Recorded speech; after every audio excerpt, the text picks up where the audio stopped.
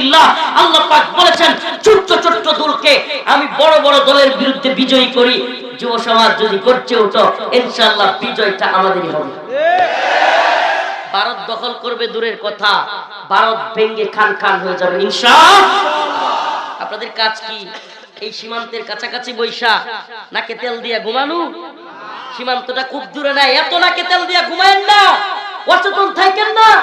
গতকালকে নিউজ ৭৯ জন কোস্টগার্ড, 2টা জাহাজ সহ ৭৯ জনকে বাংলাদেশের জাহাজের বাংলাদেশের সমুদ্র সীমানায় আইসা ৭৯ জন কোস্টগার্ড সহ ধরে নিয়ে গেছে। কল্পনা করতে পারেন ভারতীয় কোস্টগার্ড। শুধু তাই না, পঞ্চগড় সীমান্তে একজন মুসলমানকে ভারতীয় বাহিনী গুলি করে হত্যা করে ফেলছে।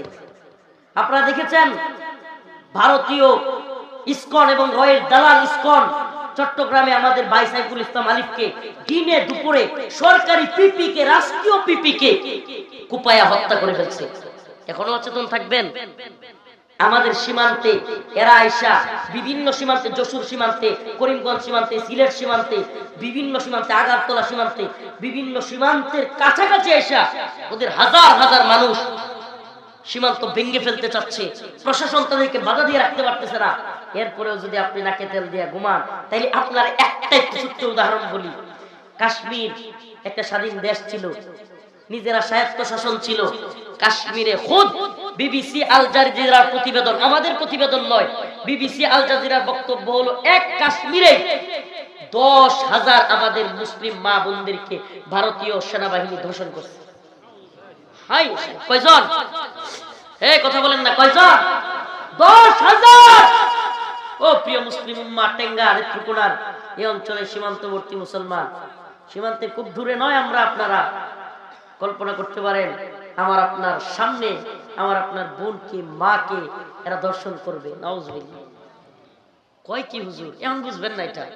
দূরদর্শিতা না থাকলে রাখাইনো ওলামায়ে কেরামের মুজাহিদরা বলছিল, সতর্ক করছিল, রাখাইনে মায়ানমারে সতর্ক হয় নাই।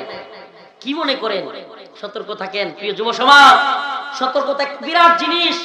আপনি যদি জানেন আগামীকালকে চোর আপনার বাড়িতে চুরি করবে, মনে রাখবেন আজকে জানলেন মানে আগামীকালকে চোরকে কিভাবে ফিরাইতে হবে আপনি এটা বুঝে যাবেন।